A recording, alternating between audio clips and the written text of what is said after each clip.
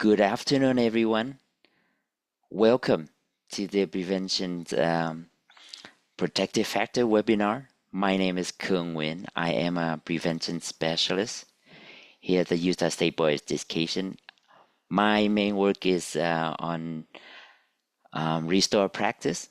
I recently assigned to manage the Juvenile Gang Prevention Grant and the annual Do the Right Thing Challenge, which is a challenge for 7th and 8th grade students write about their challenges with youth violence. Along with me today is Carissa Stepping, and she's managing the Zoom link. So she's also prevention specialist with our team, and that's all we are. So welcome. I will share with you my screen and we will get started here.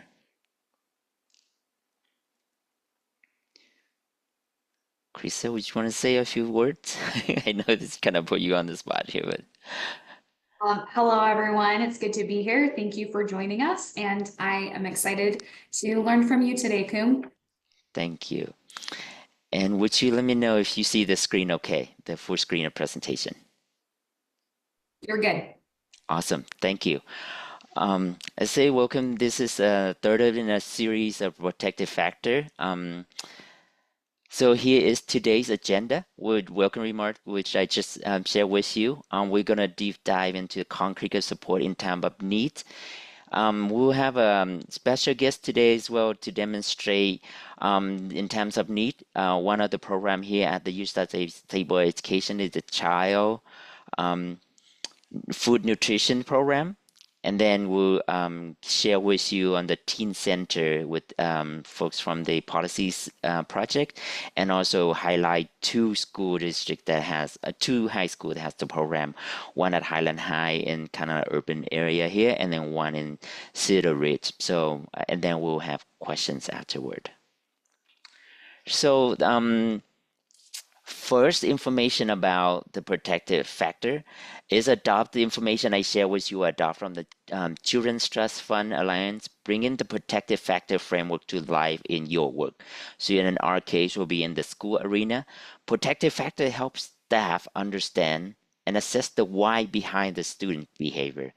This helps students to know what protective and risk factors you need to target as you work with your students and the family and the community you serve.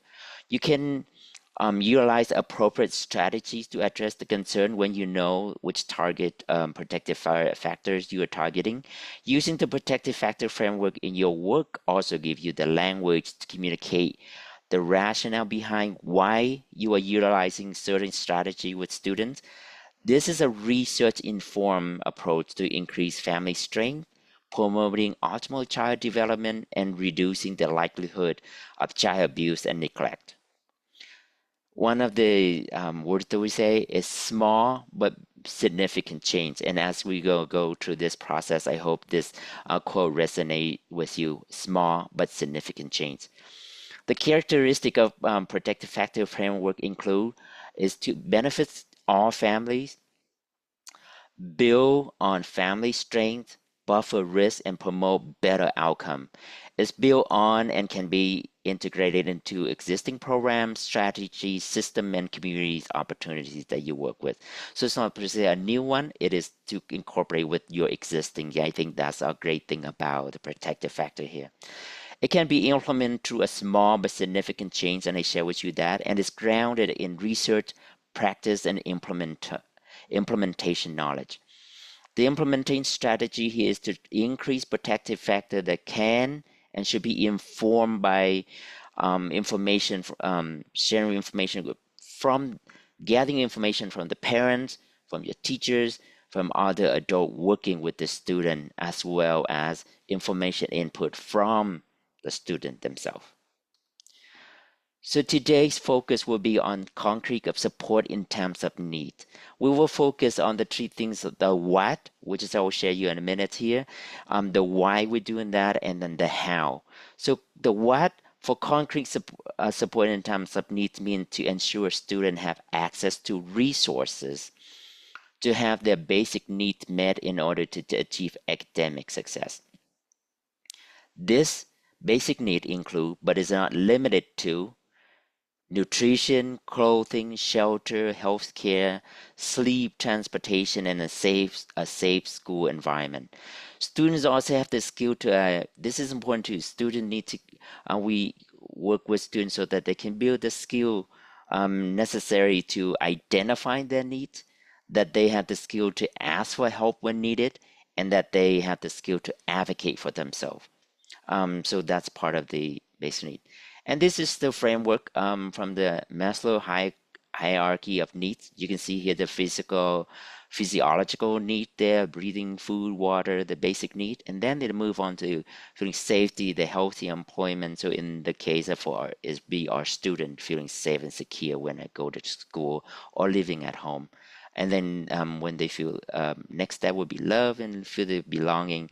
So you can see as it move up, um, the foundational to build that strong is from the base, the basic need, and that's what we're talking about today. So here is the why. When student basic needs such as physiological, safety, love, and a sense of belonging are consistently met, they are more likely to feel safe and regulated when they're at school and are less likely to have behavioral challenges. Having their basic need met also enable them to focus on learning, building social emotional skills, and have self-confidence and be creative. And when we have the basic need to support the parents, right? When the parents can find and access to the essential resources for help, they will, obviously, we know that, experience less stress, right? Be able to buffer their children from adult stress. So like separate, this is adult arena, this is the stress we are dealing with as an adult. So kind of like separate that and then give a safe environment, a safe zone for our students. And they be able to, the parent be able to parent well during a challenging time. And right, and so when those basic needs are met, then helping our parents feel more confident when they are working with our student too. So this is the scenario I want to share with you. So if you can, please respond with a thumbs up if you would ask for help, or a thumbs down if you would not seek for help. So in this regard, I'm just gonna stop sharing so I can see all of you, and then just sharing a scenario that you work with. Okay, I may have ruined the presentation here. So for scenario like many are your scenario one is why at a library you find the need to go to the restroom when you come to observe two other individual present, right? After entering the store and utilizing the facility, you become aware that the toilet tissue holder is empty. Do you ask for help in this scenario? Let us show that. Thumbs up, thumbs down. There, I see thumbs up there. I won't be able to see all of you. So if you can just briefly open your mic, why do you feel comfortable seeking help in this situation? For those who are thumbs up,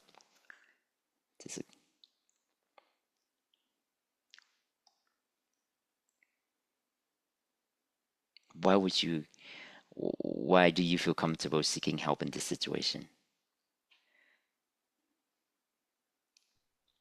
I think this is a situation that has probably happened to everyone, so I would expect that the other people in the bathroom have empathy for that. Okay, thank you. One more comment. I think this is also a situation where other people have the ability to help. So Mm, they're able to, they have the skills needed. okay, thank you. Were there thumbs down? I couldn't see if there anyone who's thumbs down on this situation. Would you share? Why would you not ask for help?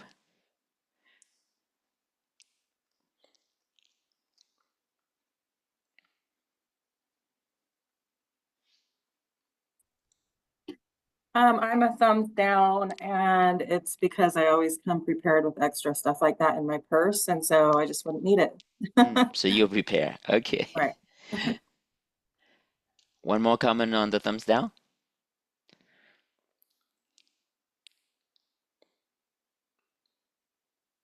I said thumbs up, but I was thinking, but maybe people are too embarrassed to say anything or ask for help. Okay, thank you. Then thank you. So the second situation, what would you do in this situation? See, I have such a problem with the so the second situation, you may have seen I seen my notes here, but like many other, your family is currently facing financial difficulty. After totaling up the money for the grocery and monthly bills, you realize that you won't have enough food to last until the next paycheck at the end of the month. So, do you ask for help in this situation?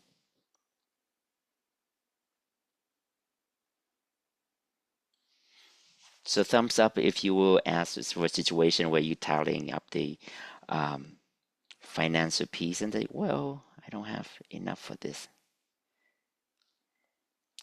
So for those who thumbs up, why share why would you ask for help?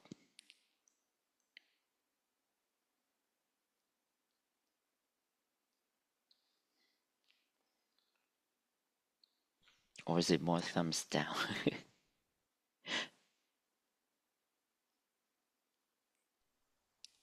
I saw a combination of both. Okay, so we have both.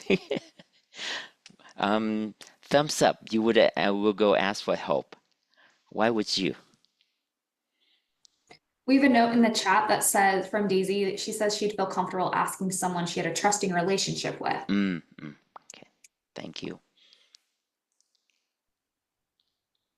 Like if I was in that situation, I probably do all I can, like with my bills, like contact the utility companies if there's like a payment plan I can do, and then go from there. Okay, so very methodical in that regard. Yeah, This is Jamie. I would have done the same thing as Angelina. It's just Yeah. explained my situation and see if there were options. yeah. And then for me, I would actually go ask for help because when is need to protect my family and the food on the table, I'm just gonna go to the extent when I don't have it, I will just go and ask for help and then work it out. So there's the Mary scenario in that regard. The one thing that we need to understand as why people not seeking help, anything was alluded earlier. It may be fear, right? Maybe feel shameful that I cannot protect my family, or the feeling of embarrassment. If you can find, if you yourself find it hard to ask for help, um, how do you think the family or the student you're working with when they're asking for help?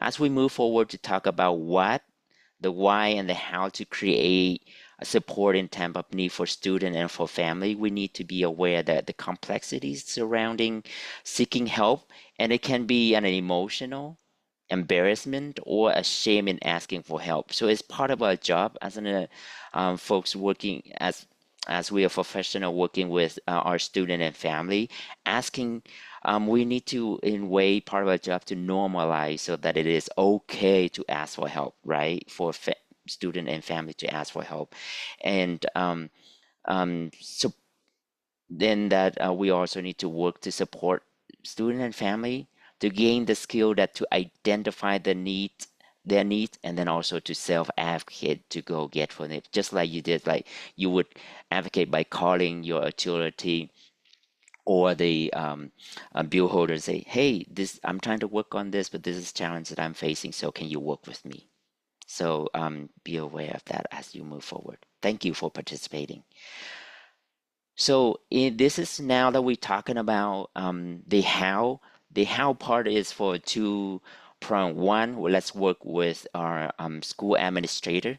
So part of the school-wide implementation of this for the administrator, can you conduct a resource assessment to evaluate whether our school has the resources for students to address their basic needs. And then we talked about the basic need earlier, right? Nutrition, transportation, food, clothing, housing, healthcare, and a place to sleep.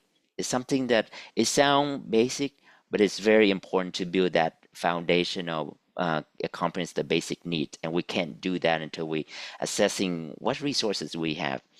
Identify and address gap. So you need to do using data, focus group, various strategy to identify and that you addressing the gap in the resources from your resource assessment.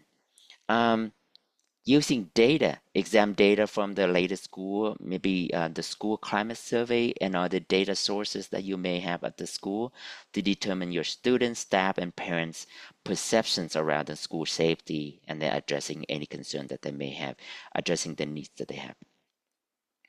Provide information to staff on how they can assess resources for student and family in need, including how the school can distribute information and resources about meeting the basic need, right? So information is very important. Like having the resource around the school is one thing, but for staff and teachers to know so that they can direct the resources to when student have needs is really important.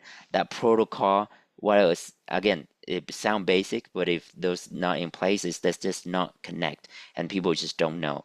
Have information regarding the concrete support in terms of need ready to distribute. So maybe this can be in a flyer information and distributed when it's needed to, and it can be shared with students and parents. Again, maybe school resource and teen center, which we'll talk a little bit later, food pantry, laundry, hygiene items, safety, safe UT, etc. What do you have information and how can it be shared? National, state, local level, we have the 211 resource hotline. We have the 988 suicide and crisis line. Do you have information about the local food bank? Where do they exist? Is it easy accessible for the student that in need or the family in need? Can you provide how can you help with transportation if it's needed to, right? Yeah, I know where it exists, but getting there can be a challenge. It sounds basic, but you need to pay attention to that. For administrator, create policy and procedure that enable student staff to provide warm handoff to the communities. This is not just hey, here's a phone, but is there a way of connecting and giving that handoff? This is a family, a student that may need A, B, and C. How can you work to get the student there? And we're talking about not to shaming our student or the family in need, but to have that warm connection. So it's okay to normalize that, ask for help, right? It's okay to connect. This is service for temporary, for now, so that you can get on your feet so that you can advance later on. But for now, just need to get on your feet by doing A, B, and C. Connect students with professionals in the school that are that knowledgeable about the community resources, such as school counselors, school social work, and assessor as needed. Create a culture within the school to normalize, mentioned this earlier, and encourage students to ask for help when in time of need, and that they can be self-advocate.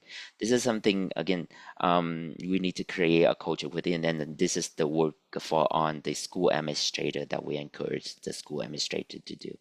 Some of the reflections that you ask for the administrator will encourage you. Do students at your school or district have the basic need met?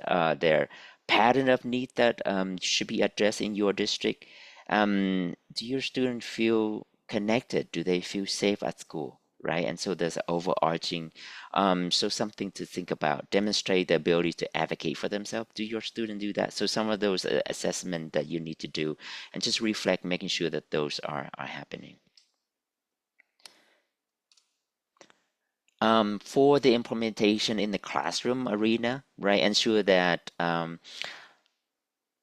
the teacher understand of the procedure for meeting, for referring students and family to resources as needed to express needs as expressed or discovered. So as you discover the need, does this teacher know how to make that connection with the resources.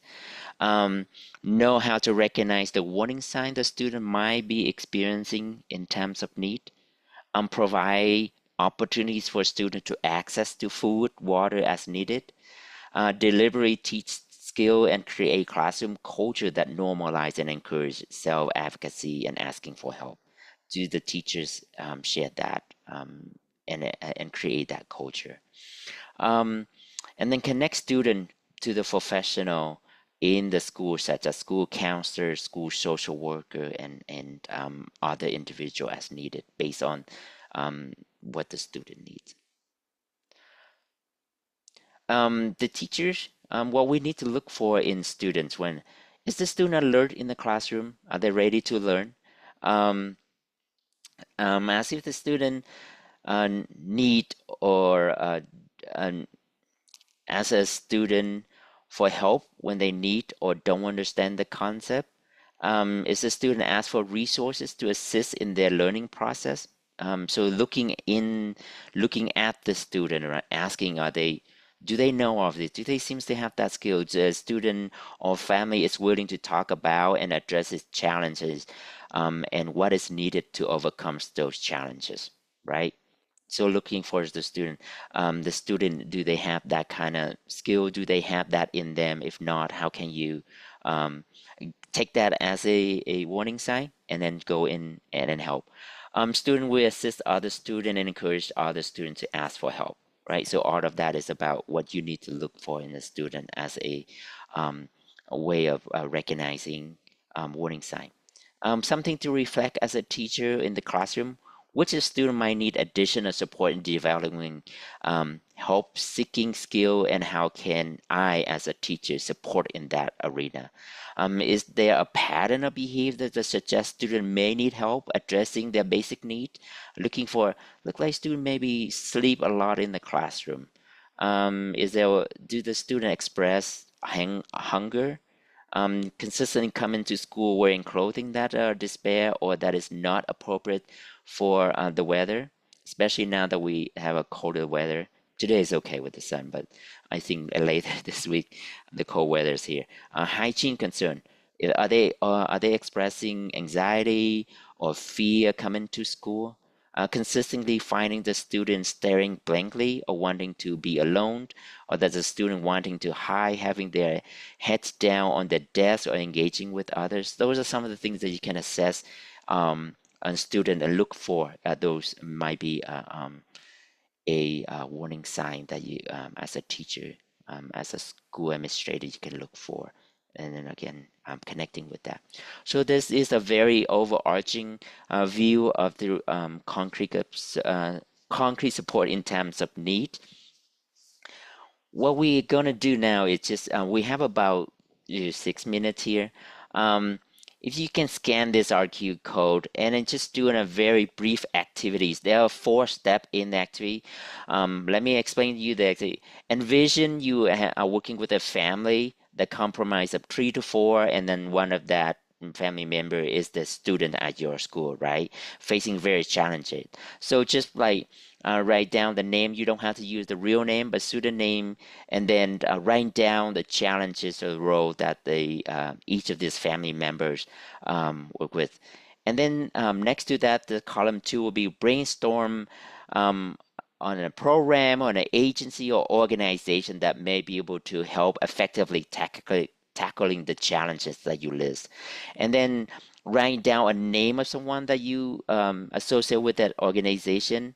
And then the last column is, what do you need to know about this family or about the student in order for them to seek help accordingly.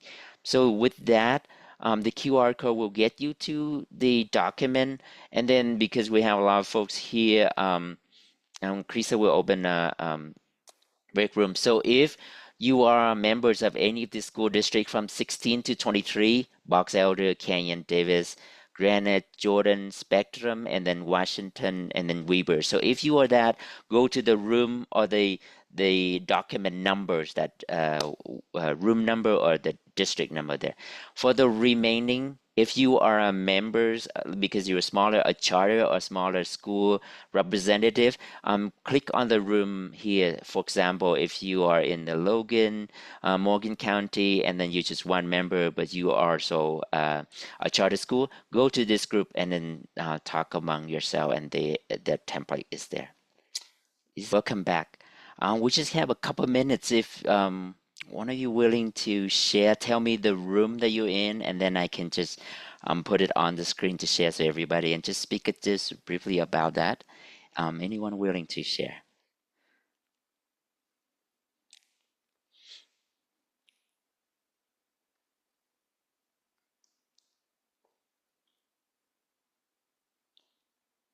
No? Should I call out?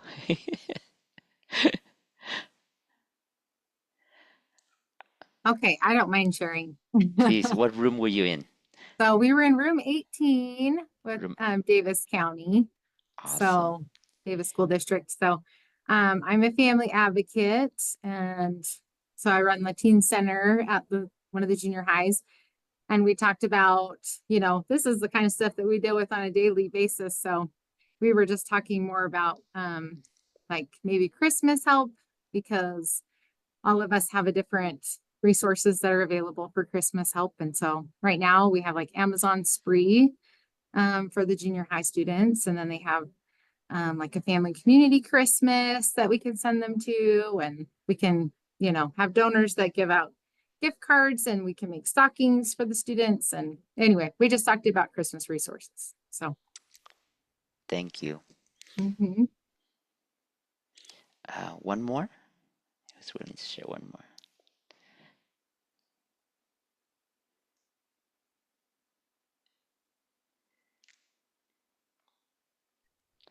I can share.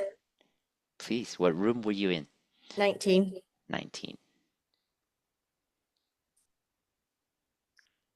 So ahead. we're in Box Elder, and there's not a whole lot of resources, but the ones that we do have, we really try to utilize them. So we have like workforce services. We work a lot with Bear River Mental Health. We work with JJYS a lot. And so we just try to use the few that we do have. Okay. We did not fill that out though. Okay. Thank you. Not to call you, just this is a template for everyone to use, so, and you have access to that. Basically, right, your school LEA, just do the imaginary, or this is the real problem at the local level. You working with a family, you know what their needs are, and then you go in, identify the student name, their needs or the challenges they have. Brainstorm the organization or the services that you have available or exists, and then making sure that you have a name and a phone number or an email, right? To make that connection, and then just list what do you need to know about the culture of this student or family in order to link them to the service opportunities effectively. And again, we talk about feelings, not feeling right, feeling shameful, maybe embarrassment to ask for help, and just trying to work through that process. But then do the connection here. So this is more than individualized in terms of students, and you can take it back just a little overview and looking at your classroom, if you will, and then like a little bit higher level than looking at your school level. What are overarching needs for my school?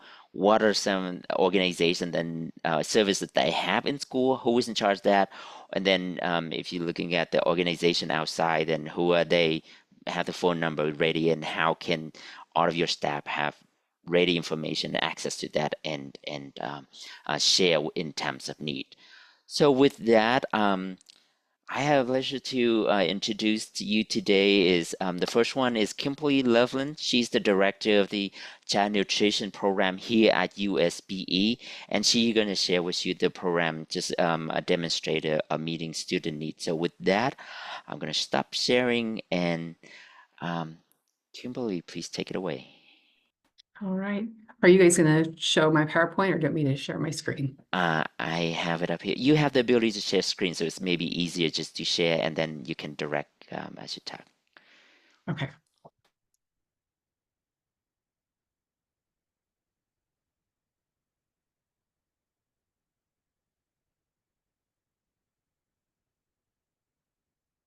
that coming through okay? Yep, very clear. And then you may want to hit the present mode. Oop, I see your note presentation now. Okay.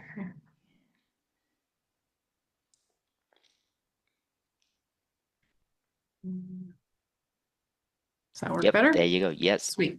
All right, thanks.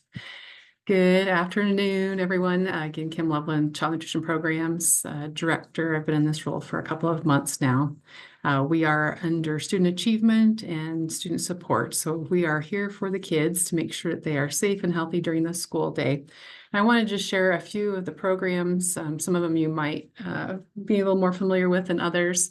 But again, we're not just child nutrition programs in our office. We provide programming, food, and funding from infancy to adulthood. So we cover the full spectrum. We provide programming and services for childcare, family daycare homes, food pantries in collaboration with Utah Food Bank, and then obviously the programs that we operate in the school. Most of our programs are federally funded by Congress, and they are administered by the United States Food and Nutrition Services program. And then us at the state, we're kind of that middleman between the federal agencies and our local organizations and schools.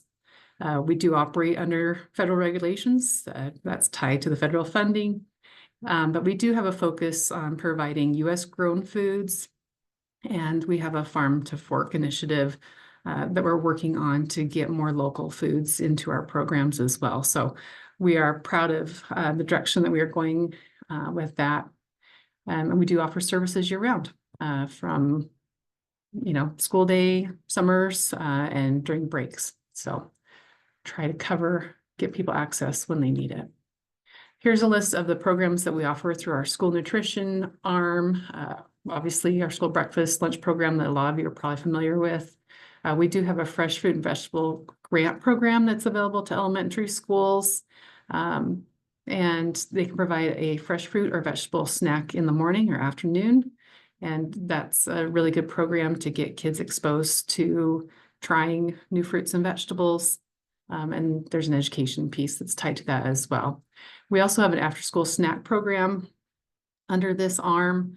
So if you're doing after-school programming, K through 12, we can have conversations about providing funding for a snack. And then the special milk program is available for children that don't have access to a school meal program during the day.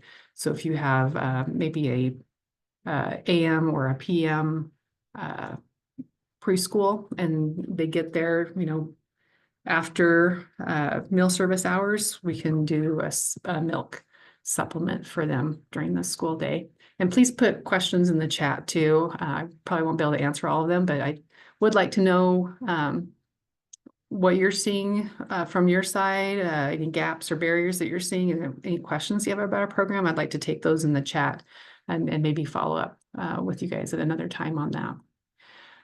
The programs that we offer through our community nutrition programs, we call that child and adult care food programs. We provide funding for childcare centers, family daycare homes, so individuals that are providing childcare within their home. We also provide programming for adult daycare centers. And our at-risk after-school meal program is one that can be sponsored by maybe a nonprofit organization or a school, and they can provide a meal or a snack under that program. The reimbursement's a little bit different between offering that versus the after-school program under the school side. I know Davis School District, and there's a few others that do this after-school at-risk meal program. And then during the summer, under the school side, we do the seamless summer option. They can provide 2 meals or a meal and a snack when school's not in session for at least 10 days. So if you have winter breaks or things like that are at least 10 days, we can have conversations about offering that program. Under our community side, we have the summer food service program. Both schools and nonprofit organizations can sponsor that program. And then starting this upcoming summer, we are working with Department of Workforce Services to provide a one-time benefit of $120 to students that qualify for free reduced price meals. And that'll come through on an electronic benefit card from DWS. So we're in the process of standing up that new program. It was piloted during the pandemic, known as the PEBT program or Pandemic EBT program. That program's now been made permanent through Congress. So we are moving forward with that new program. We have food distribution programs, USDA foods, that's US grown foods that go to schools, and then the emergency food assistance program that's in coordination with the Utah Food Bank to get food and funding out to pantries throughout the state so that households can access food through those pantries. And then just here's some quick resources. I believe you guys will have these slides after your meeting today. If you want to learn more about our programs, we do have some different reports available through the data and statistics web pages, including our October free and reduced price surveys. If you guys need free and reduced percentages by school for different grants and things like that. With our local food initiatives, we have our Utah Farm to Fork, and then the Summary BT website will be updated as the program moves forward there. So you guys have those resources. And then we partner with a lot of different organizations throughout the state, including 211, Utahns Against Hunger, the Utah Food Bank, and the Utah Department of Workforce Services. So I don't know, do we have any questions in the chat that I can answer? Yes, we have a question from Melanie. Are there any programs that can help with snacks during the school day?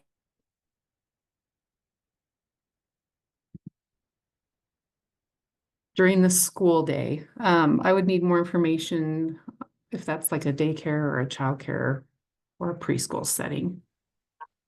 So no, we just run the teen center, but we run off of donations, right? Okay. And so we just have students that will come in during the school day and ask for snacks. And I just have a high need school. So I was just wondering if there was any resources available that helps with that. Okay. Yeah, unfortunately, we don't have anything that does snacks for teens. That's one nice thing about Okay. the Fresh Fruit and Vegetable Grant in elementary schools. But it's elementary. Yeah. Yeah, I wish they would expand that because I love that. I love that program. Yeah. But they Dang it. haven't. Yeah, Okay, but that's a thank you. good question. Thanks. All right. Thank you, Kimberly, for taking the time. Yes. And yes, we'll make this PowerPoint available, and then you want to email it to me, or the Kimberly's email is on the web on the slide as well. So either can I forward to Kimberly or directly contacting her on the information, and we'll go from there. Thank you That would so be much for great. your time. Yep. Yeah. Thank you. All right. And then our next guest group of folks would be about the Teen Center project, and we do have two special guests too. So I will let Lindsay, would you please just introduce yourself and take it away and introduce our two guest speaker too. Absolutely. Thank you so much for inviting me to be here. And I was happy to see that there's some Teen Center folks on here. That's great. So my name is Lindsay Buttram and I work with the Policy Project. I will give a little bit of just quick information in a second about what that means. For those who don't know, but I've got a couple of Teen Center representatives here that you'll be hearing from later. I've got Cindy Riddle and Mindy Smith, and they're going to tell you a little bit about their individual teen centers and the impact they've seen on the ability to have some of these concrete supports available in schools. So we're excited to share with you. So first, like I said, I'm just going to give a quick mission, and then I'm going to tell you about the Teen Center project and what that is, and introduce just a little bit more about Teen Centers if you're not familiar. And then we're going to get a spotlight of two of our centers who are serving students. So as I said, I work with the Policy Project, and our mission is we are a nonprofit organization that focuses on policy work. And so we really try to work with community looking at grassroots support to build relationships with our legislators to be able to make big change throughout the state. I'm actually like sitting in the Capitol right now. We just had a big rally event, and I'm wearing red to support our Focus Student Project, which you can see the logo for over there is the red one. So this is our current initiative. So we're introducing two pieces of legislation, and one of them actually Kimberly just gave a good intro to that. We're focusing on expanding the ability of students to qualify for no-cost lunch by hopefully getting rid of the reduced lunch category. So anyone who qualifies at those federally designated levels would be receiving no-cost lunch instead of just reduced price. And then also expanding that summer EBT program that she mentioned. That is happening this summer, but there isn't ongoing funding. And so we're trying to get that to be a permanent part of what's provided for our students. And then some other issues addressing stigma. So that's one part of our bill. And then the other one is looking at cell phone use in schools. Lots of districts have policies, but we're just trying to support having that every district has a policy restricting cell phone use. And that's left up to the individual LEAs. So that's one project. And the first project that the policy project undertook was the period project. Everyone in schools, you hopefully are seeing that there are period products provided in your girls and unisex restrooms. And that's as a result of that legislation that was passed unanimously in 2022. And so that was the first big initiative. And then the second was the Teen Center project, which I'll get into a lot more. And then the Safe Child project, which is providing funding to give child sexual abuse prevention education to all elementary students in Utah. So there's a little bit more. Sorry, this is the slide that I should have been talking on. These are more information, a little bit about our initiatives. So I'm going to talk briefly about the teen centers. First of all, you're all likely very aware of the barriers how the number of students that experience housing insecurity and instability, and the students that are considered economically disadvantaged, 1 in 3 throughout Utah. So this is a huge problem in our state, and it's throughout the state, not just focused in one area. So in 2023, legislation was introduced to provide funding to create teen centers throughout the state. And $15 million was secured from the Utah legislature, and 17.7 total. We had a private grant that the policy project raised funds for. And so 17.7 million was distributed or granted to LEAs throughout the state to construct teen centers. 72 schools were awarded that funding, and with the potential impact of over 66,000 based on the student bodies of those schools. So a very significant impact of this legislation. And there were some teen centers already in existence before this grant funding was available. And so by the end of by fall 2025, there should be 86 centers open throughout the center that we're aware of. Some districts are recognizing the benefit of this, and they're working on getting more teen centers and securing the funding for that.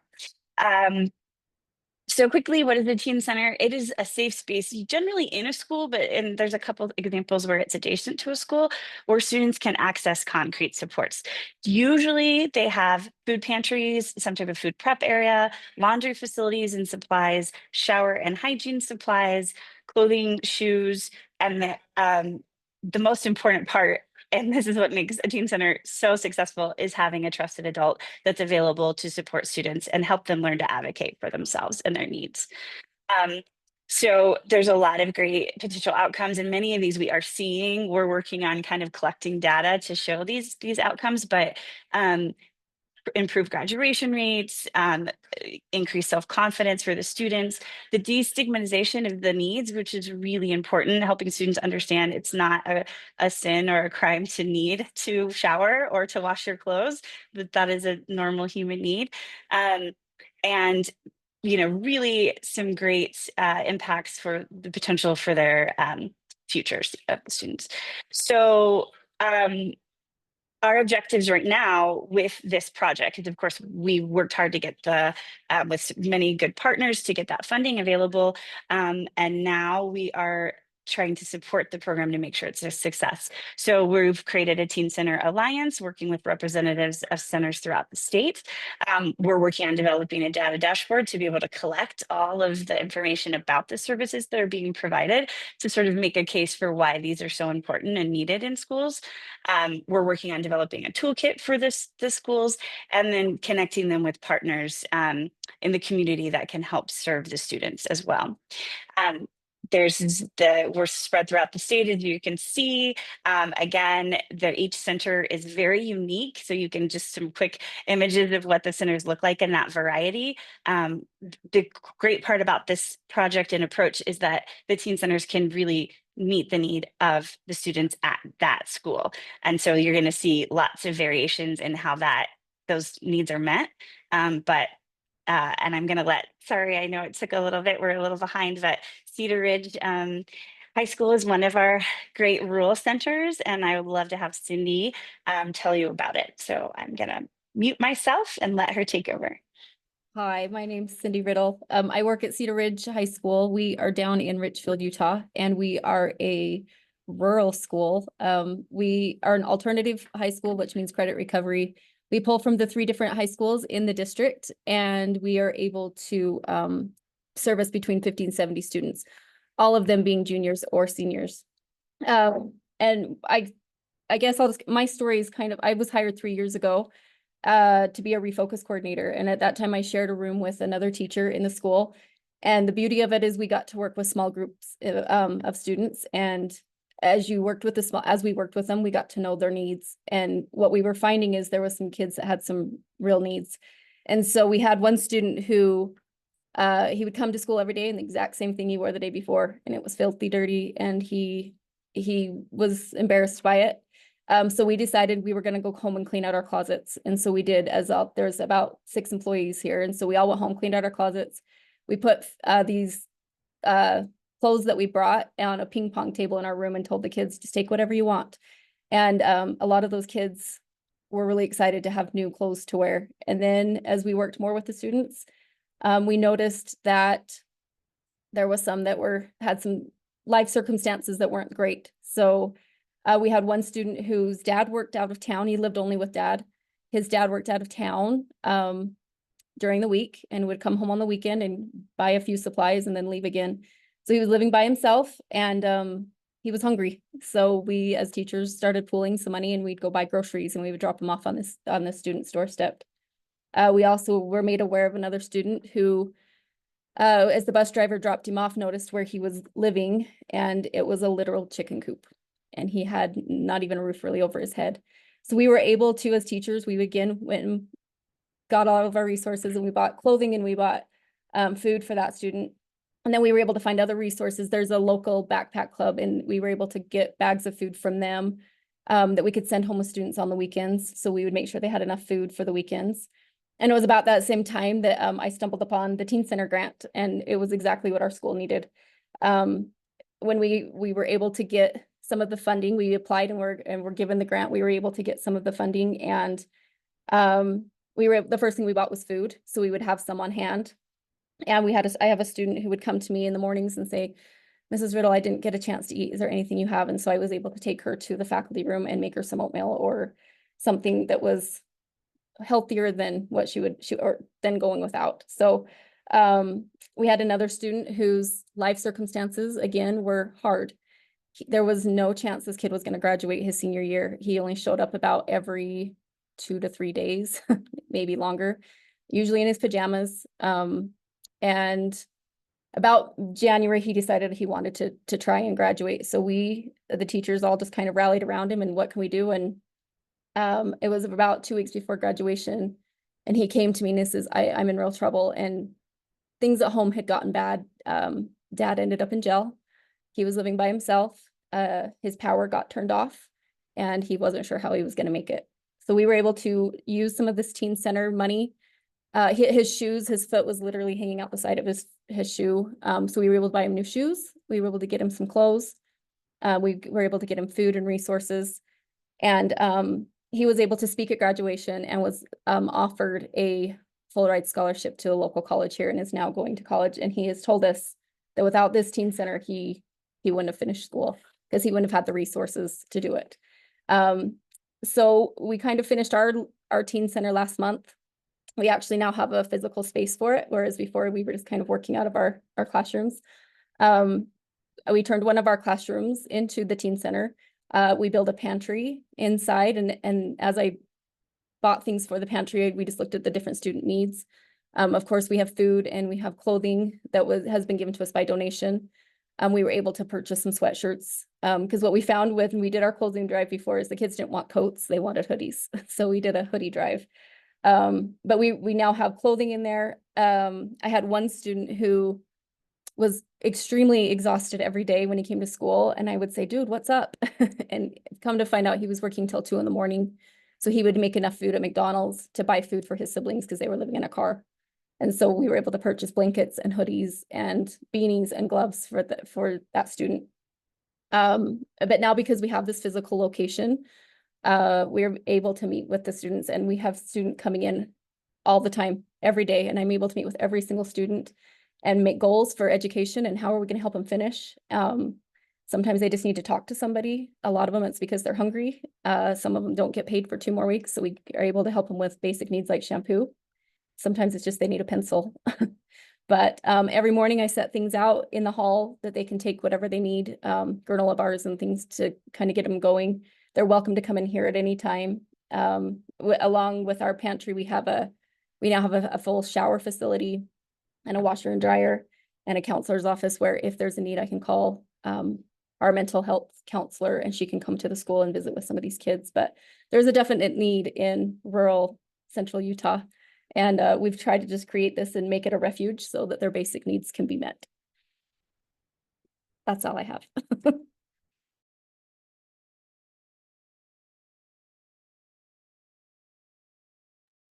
Sorry, thank you. Kuan, I know that we're coming right at time. So do we still have a couple minutes for Minnie to share a little bit? Is that okay? Yes, please. Okay, great. Thanks. Yeah, and again, go ahead. I'll try to keep it brief. So I would just like to piggyback on what Cynthia said, that these teen centers are so crucial to our kids and primarily our most vulnerable kids. And you know, I've been at this job a long time, and it has been such a blessing to have our space where kids are treated with such respect. And it's so much nicer than it's ever been. So I'd like to thank the Period Project and the Policy Project first and foremost for that, because it has been a game changer to have such a nice space for our pantry, for our clothes, for our showers. It's just remarkable. And that's all inside Highland High. But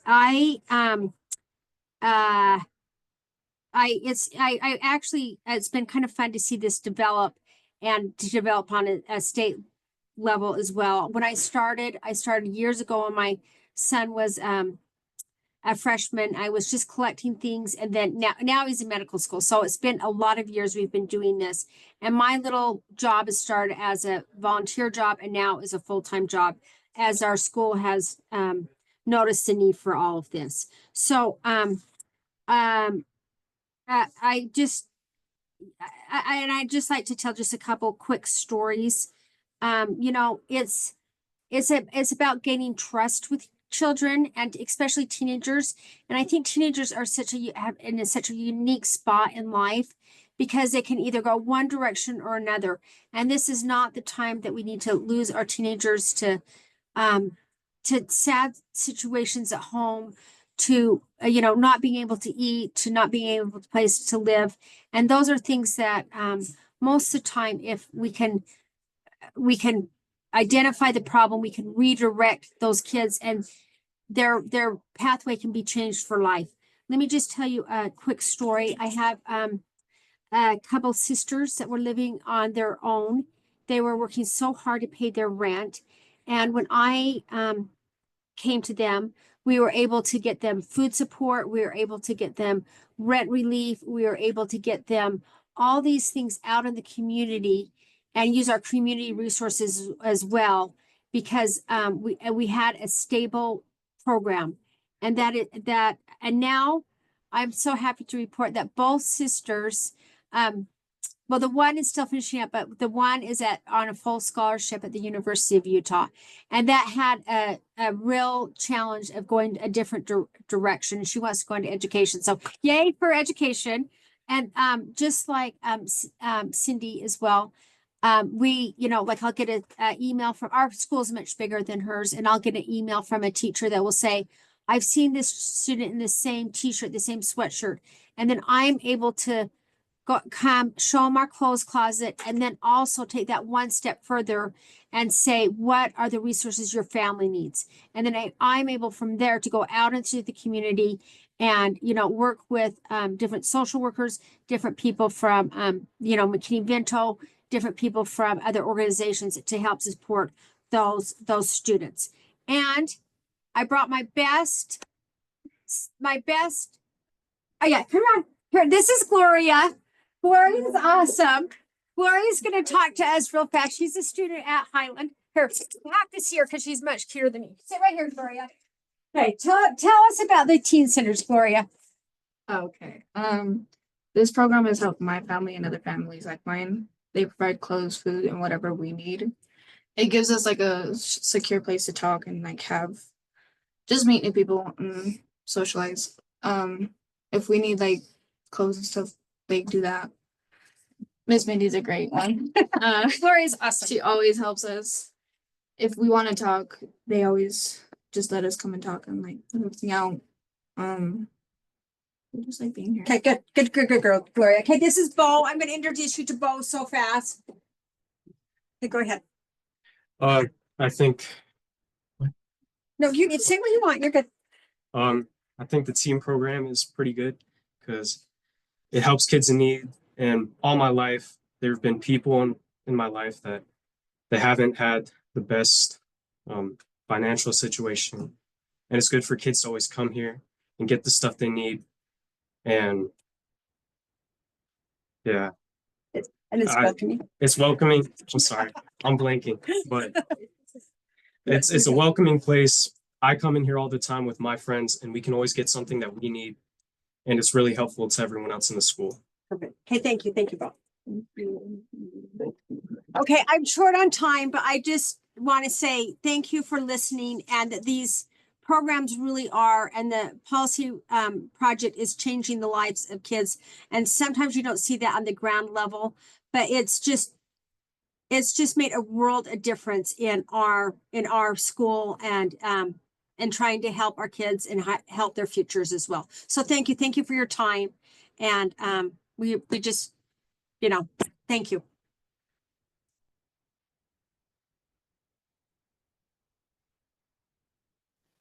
Great. And yeah, I think that's all. Here's my contact information if anybody wants to reach out with questions. But thank you so much. Cindy and Mindy are examples of two of like gems, and they're the reason that these teen centers are a success.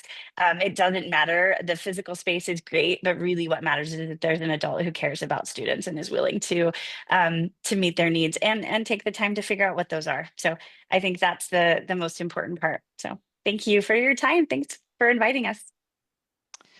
Thank you, Lindsay, and thank you. I was put in the chat. I'm a RAM alumni, so just a note there. Let's see if I can.